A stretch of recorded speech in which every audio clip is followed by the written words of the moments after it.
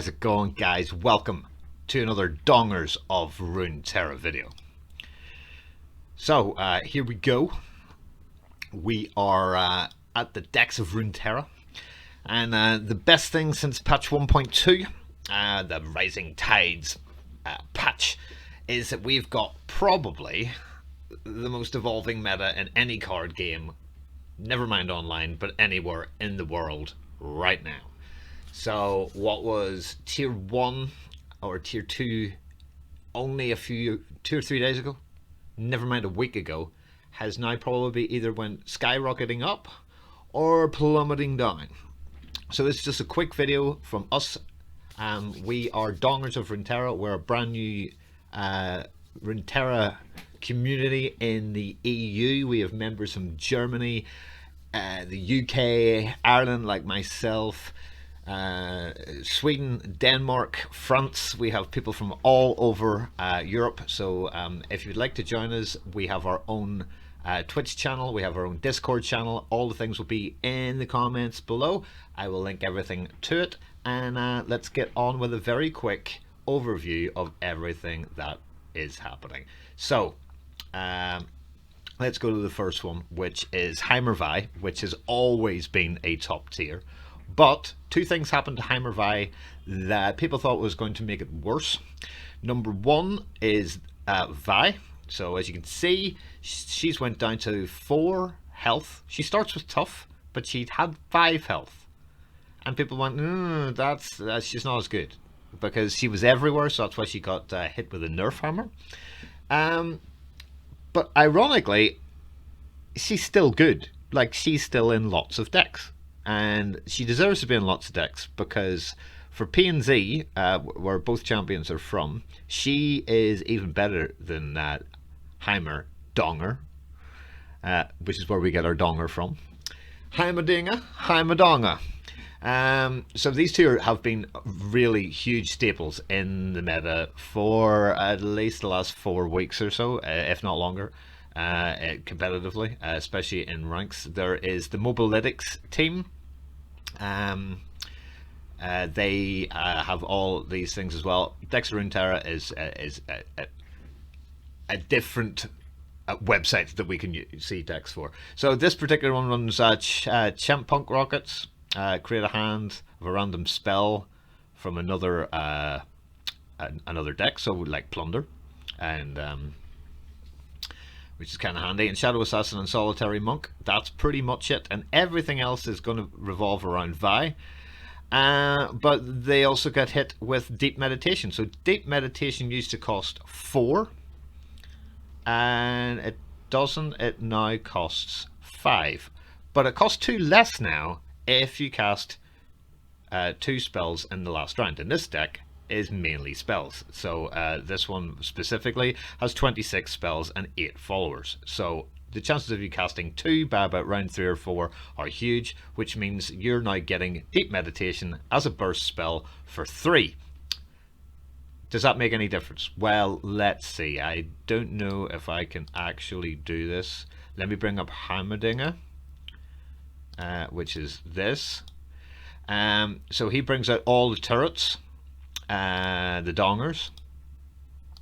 So what he would have got you was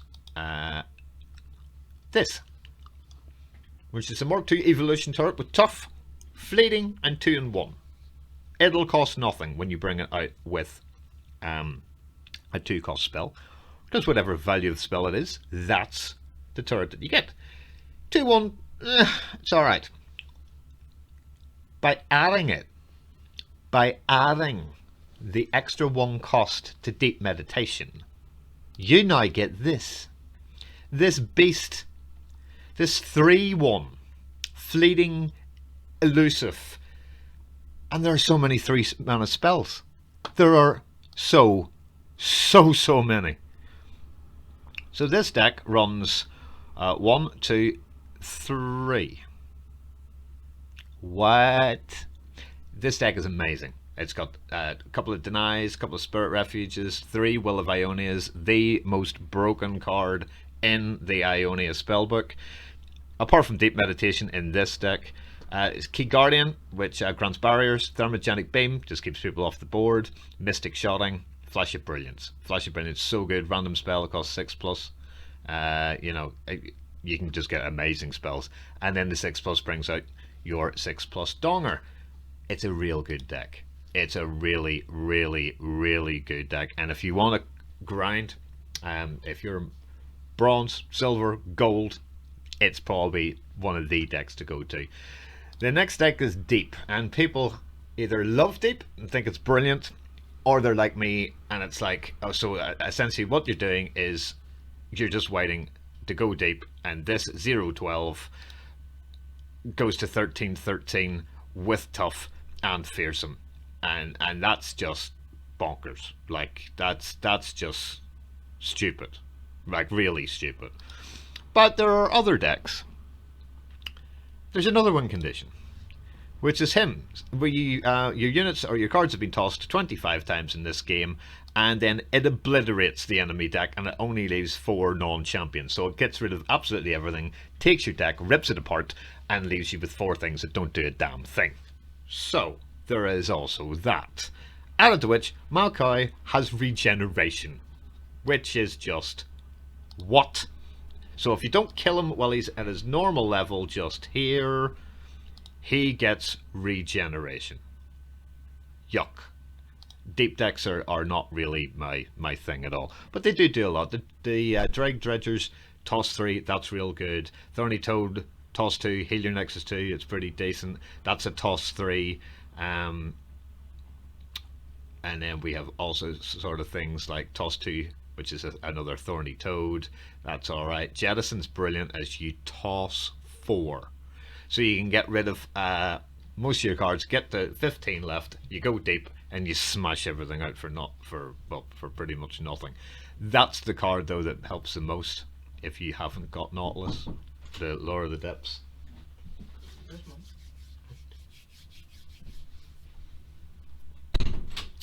So yeah, it's not bad. It's not bad at all. Does it deserve to be tier 1? I think with the disappearance a bit of burn, then yes. It's an archetype that it just doesn't appeal to me at all, which is really, really, really, really poor. However, this is like a mid-range frosty, let's do a bit of like non-combat damage, that's kind of like do weird stuff. So like all the sort of spells are like Transfusion and Culling Strike and Death's Hand. You know, there's a lot here for these two guys to work. So Sejuani is everywhere, like everywhere. There are Twisted Fates Sejuanis, and there is this one, and there's Twisted Fates Sejuani. I mean, you can link this geezer up with like everybody, right? Everybody at all. And he didn't really get an awful lot of play, to be fair. But new meta, as I'm saying, this person has now come through, and so has Lee Sin. Lee Sin is now like the most one of the most hated people on Earth, along with Ezreal, who's just cancer, but we'll get to him later. Give an enemy frostbite and vulnerable this round as soon as you play it. So then you can just pull it off, and you've got instant challengers, and it's real good. So if you've damaged your Nexus in 5 different rounds in the game, which is why I like the Twisted Fate version rather than this, because it just levels him up. And when he goes to that, he goes to give an enemy frostbite and vulnerable, and the first time I see you damage the Nexus, you frostbite all enemies, which is just wow. I mean, it's just so good. Swain's still kind of good. So once you've done his combat, he stuns the strongest back row enemy, which is real good. And if he Nexus strikes, it's 3 to all enemies, which it just wipes board states, which is just fantastic. They've got really, really good ways of killing things. Omen Hawk will bump things up. Crimson Disciple, you know, if you hit a transfusion, deal 1 to an ally, there's 2 to the nexus. You get another one, it's 2 to the nexus. Crimson Creator will create another crimson, so if you get one of these you might get another one, but there are lots of crimsons. Ember Maiden's kind of good as it does 1 to everything, which can be class against like spider decks. Wolf Rider with Overwhelm as a 4/3, you just get an extra mana gem, which is a bit like a few other followers that do that for much cheaper. Leviathan is like literally play it, you get a Swain into your hand, and then it does 1 to the enemy 3 times. So it just goes bang, bang, bang. That can literally win you the game. Definitely a tier 1 deck, but not seeing as much play as we expected. Because this is the deck I was talking about. So, Miss Fortune absolutely loves attacking. Absolutely loves attacking. And her love tap, dealing 1 to battling enemies in the nexus, that you get every single time that you attack. When allies attack, you don't even have to put her out, you just need the love tap. Which is essentially 1 to every battling enemy and the nexus. So it's a bit like this, which is what she is when she's put up, and a bit like Make It Rain.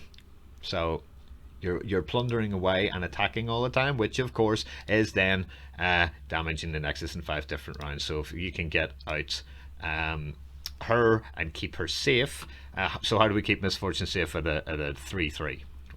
Pretty easy. The Omen Hawk and the Jagged Butchers are something you really, really want in your opening hands. You would really try hard to get these as quick as possible.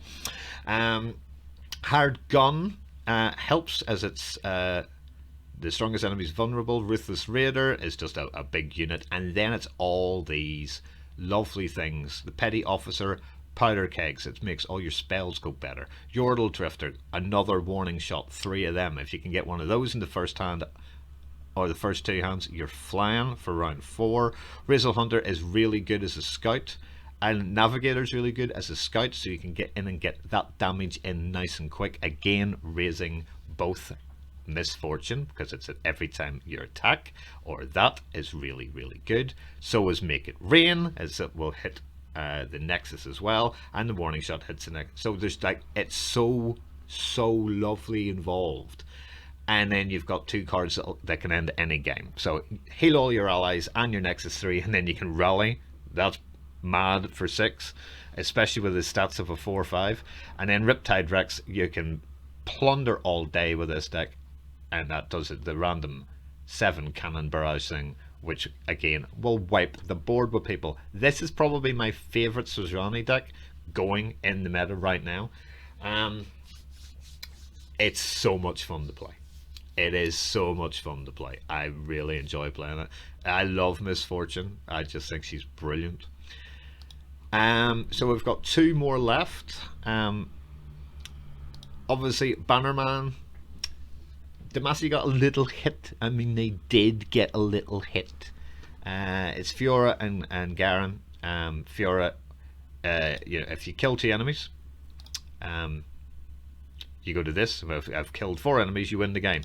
That is not the best outright thing to do in this deck, because what you want to do in Demacia is go wide and curve. And if you don't know what a curve is in a card game, you start with 1 mana, round 2 it's 2, round 3 it's 3, etc, etc. So by the time you get to round 5, you can play anything costing 5 or less, or you can play a 3 and a 2, or you can play 3 1s and a 2, or 2 2s and a 1, or do a spell, or whatever it happens to be.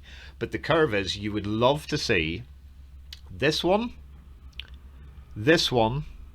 War Chefs, and Loyal Badger Bear, and that would be perfect. Or you could go for Sithra, Bright Steel, Loyal Badger Bear, Vanguard Bannerman, and that is the card that the deck is named after. So every time you stick that down, the allegiance on that pretty much says grant all other allies 1/1/1. The allegiance is the next thing in your deck. Demacia, well, it's never not going to hit this, as all 40 cards are from Demacia. So you will get a +1 to everything. So you know, your Loyal Badger Bear, which you probably played around before, now becomes a 4/5. Sithra becomes a 3/3. But the only thing I'm trying to see in there is this card is the Ender. She's amazing. So you play her for 6. She gets 6 attack and 6 health, and then gets all other battling allies +1/+1, which is the Bannerman, and then they all get fearsome, which is like, what? And that's how Demacia does it. They go wide, they increase health, and they absolutely ruin things. But there are spells, I hear you say, spells that'll get rid of everything. Well, they don't want people to do this, and most people are now running 3 of these because it's too good. For 1 mana, you give all your allies tough this round. Much better later on when you've got a really wide board than to do it. So I would say this I would have 3 of, and drop the Unyielding Spirit. The Unyielding Spirit is okay in this particular version as a 1 of, I would say. I mean, it's the best card, it's the most broken card in the game. So for 8 mana, burst, which means it can't be stopped, grant an ally, I can't take damage or die. And that's just not funny. Like, that's just not funny at all. On somebody like Fiora, that's awesome. So maybe this deck specifically is going to go over to Fiora and just pull in anything that costs has health less than 2, for instance, and just kill it, win the game. Personally speaking, I would drop one of these and I would put another Ranger's Resolve in. The Purify is good to remove all text and keywords from a follower. So I have used that perfectly. I would agree, it's only a 1 of, but it's to get rid of the one person doing stuff. So Heimerdonger, no, you're not doing that. Oh, you're enlightened, Karma, are you real? No, you're not. So you just take everything away and they're just their stats, and that's all it is. It's a great deck. It's a really, really great deck. And I will I'm gonna see if I can find, is it this one? Could well be this one. Yeah, so this is the deck I'm pretty much playing. I'm a few cards off, but not by much. Elise and Callista with Ravenous Butchers. It's an Undying deck. Blighted Caretaker will win you so many things up. So Curse Keeper can't really do an awful lot. But if he kills him, because he can't block. But there's so many ways to kill him to make him this monster. As a 4/4 for 2 mana, that's huge. That's absolutely huge. And you can do that in many ways in this deck. You can use Ravenous Butcher, which is play me and kill an ally. So he kills the first person, you get a 3/2 out of it for free. You're killing the 1/1 to turn him into a 4/4. The Bark Beast, first time an ally dies. So your ideal thing would be Ravenous Butcher, Bark Beast, Cursed Keeper, and Callista. Now, Callista's starting to see an awful lot of play, and I'm delighted, because Elise has always been there. And if you've played the game before, Elise Spiders and Draven Spiders and Swain Spiders and every other thing all had Elise in it. So I'm hoping that you guys know who she is. But Callista, you might not know, but you're going to be seeing her a lot, especially if you're on ladder, because all the streamers are playing undead fearsome decks at the minute. There's ones with Hecarim, who brings out all the spectral stuff, and it's Thresh decks as well. But this lady's amazing. I've seen 4 allies die. Okay, that's pretty easy to do. So why not make it even easier? Because if it doesn't have it, this absolutely needs to happen. Haunted Relic. Summon 3 Unleashed Spirits. Do that and have killed anybody here at all with a Vile Feast, because then you get a spider from your own guy, which again kills the Curse Keeper. Glimpse Beyond, kill something here. Fury of the North when you need that little bit of help. And Atrocity, a 2 of. Why would you need an Atrocity? Surely the biggest thing you've got in here is that 4/4. Okay, it doesn't really sound that good, except it really, really is. So Callista brings out something that she has got, which I think is amazing. I think it's an amazing mechanic. She stays fearsome and then she bonds with an ally. She grants it +2 attack while they're bonded, and when they're bonded, that ally actually gets her I mean, she's awful. So bonding pretty much takes the damage for her. So say she's on the 5-3 and you throw her out with fearsome, and a guy comes out with a 3-1 fearsome of his own, or a 3-3 unit to kill her and blocks. But you've got her done with an abomination at a 4-4. He hits for 3, and the 3 goes into the abomination, keeping her at a 5-3, and that unit dies as soon as she hits it. So even a 5-5, she will take off. She'll take 4 on the abomination and only lose 1, and the other unit still dies. It is fabulous. As you may have gathered, there's a lot of death in this deck, and there's a lot of draw, which also helps you bringing out all this sort of stuff. For this geezer, so for when he's summoned, grant me 1/1 for every ally that's died. And this is a let's kill our own deck to kill you deck.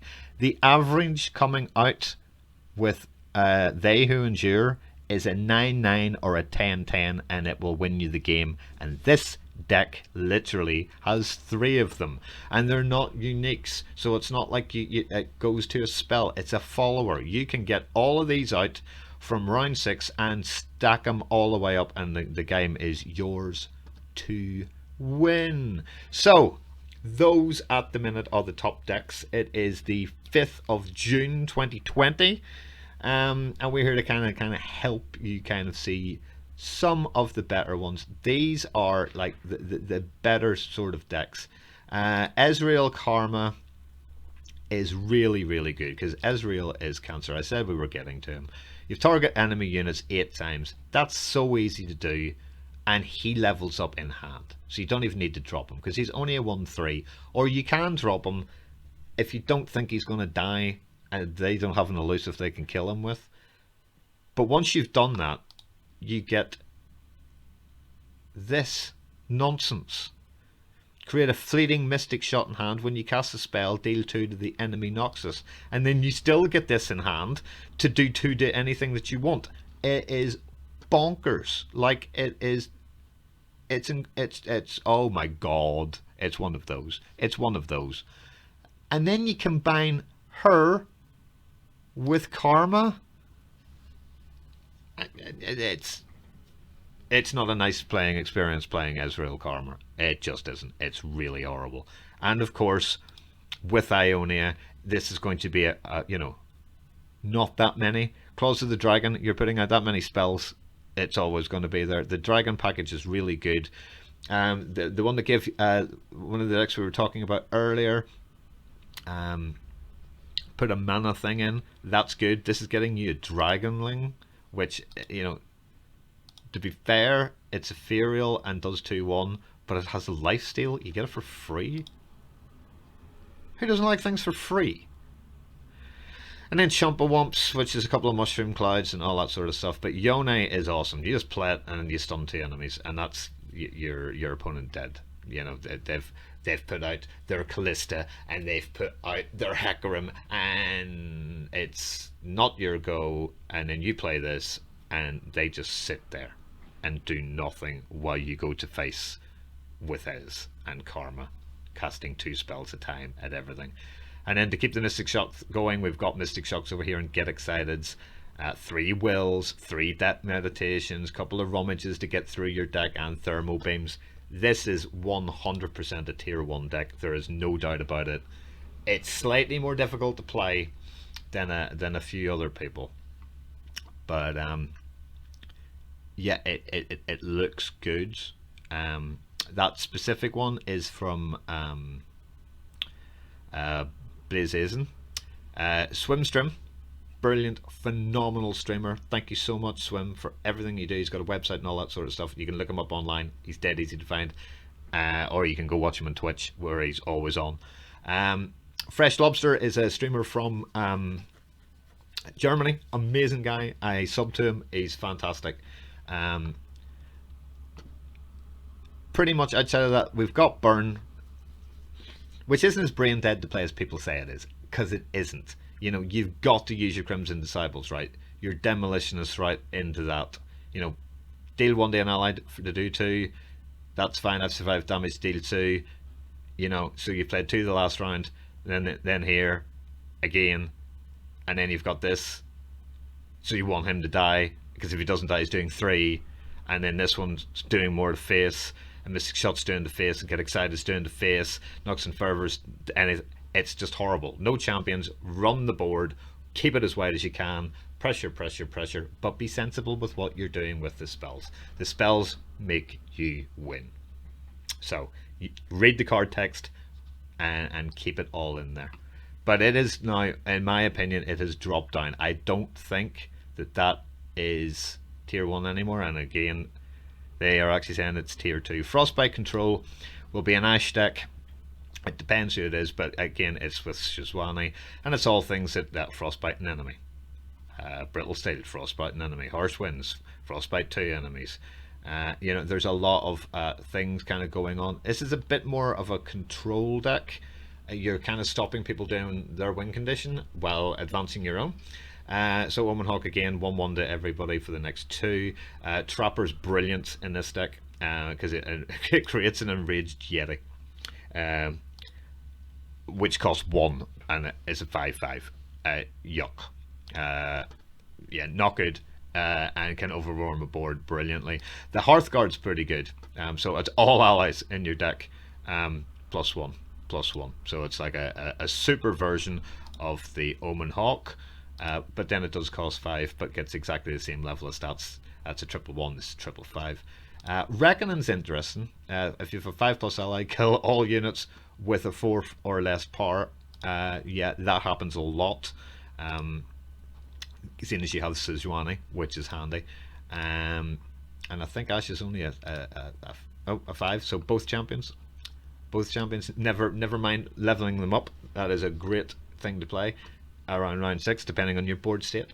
But that's, again, like most things. Elixir of Iron's great. It just keeps people alive and costs 1, which is nice and easy. And the last deck I want to talk to you guys about today is where was it?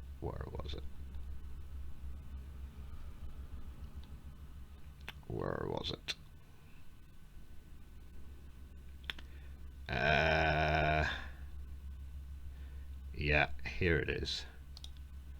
So here's the new mid-range deck. 20 Demacia cards, 10 Ionia, so you know you're gonna see Will, but they're only running 2 because they're mainly going the Demacia route. They're going with Lucian, they're going with Senna, they're going with Green Glade and Shadow, the Spade Attack with Zed, who automatically then brings out this Moonbeam, the Living Shadow, who matches Zed's attack. He's also got you know, so if we've got Zed up to, with a spell, say to 6/3 or something silly like that,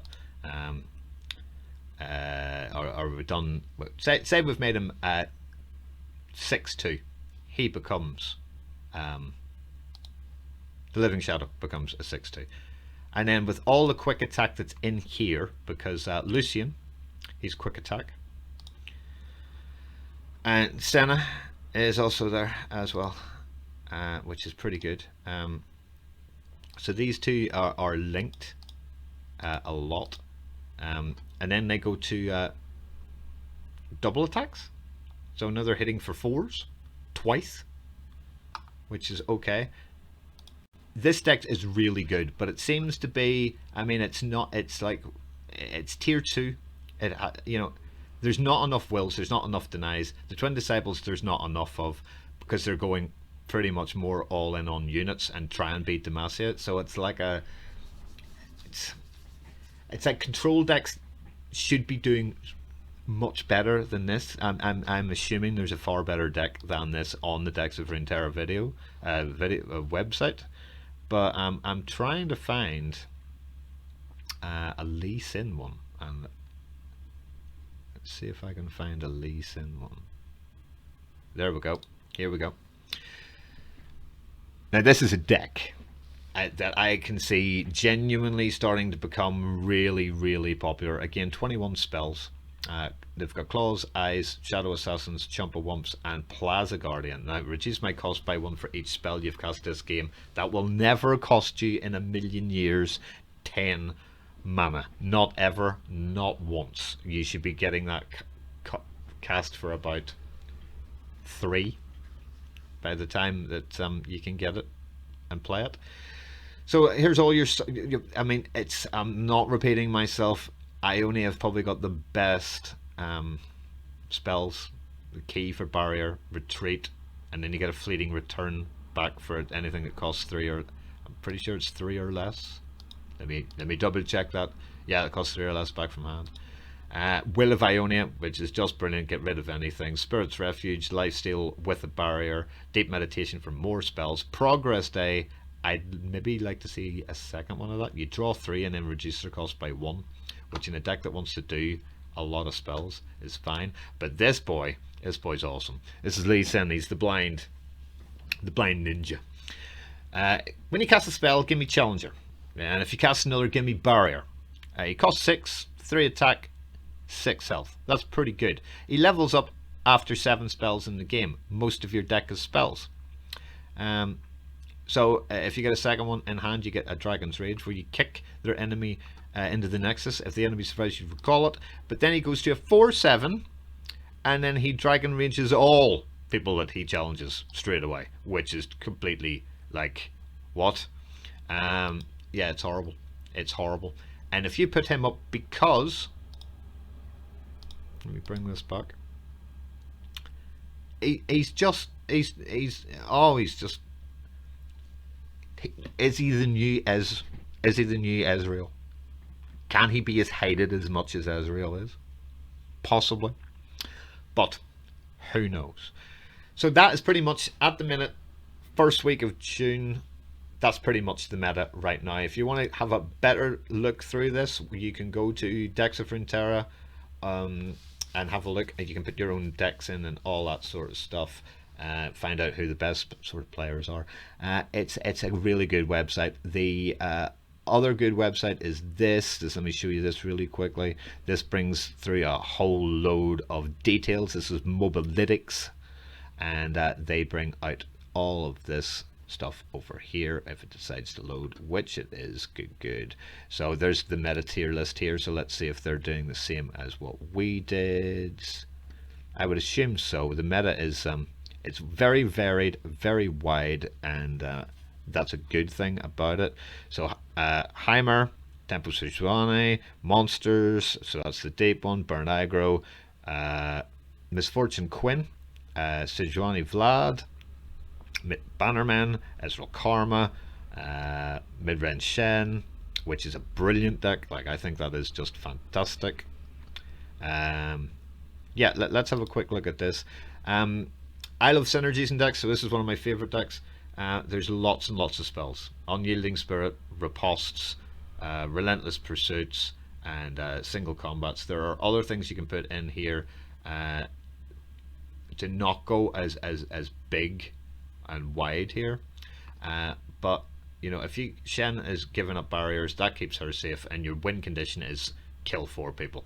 That's how you win the game. You've got a side thing of being able to go Rangers and Challengers and War Chefs and more Challengers. You know, it's just excellent. And by the end of it, you can play a Bright Steel, which gives all barriers and all play or attack class done. Nothing's dying, and then again 2 Unyielding Spirits. That's pretty much the meta. Thank you very much for staying with us. I hope you enjoyed the video. I will be making loads of these on various topics. We'll do stuff on tournaments and how to mulligan, and what sort of deck you should play depending on what kind of way that you like to play the game. Are you more aggro? Do you like to control people? Do you just like to have a nice set straight thing, which is a mid-range deck? Do you just want to smash people's face in and aggro the death clean out of them? It's hard to know what is the best deck, because there isn't the best deck, it's just how things are. So guys, thank you so much indeed for all your time. Come and join us at the Dongers of Runeterra. You'll find us on Facebook, you'll find us on Discord. The links are right at the bottom, and thank you so much for joining us on this video, and we'll see you in the next one. Until then, take it nice and easy. Bye.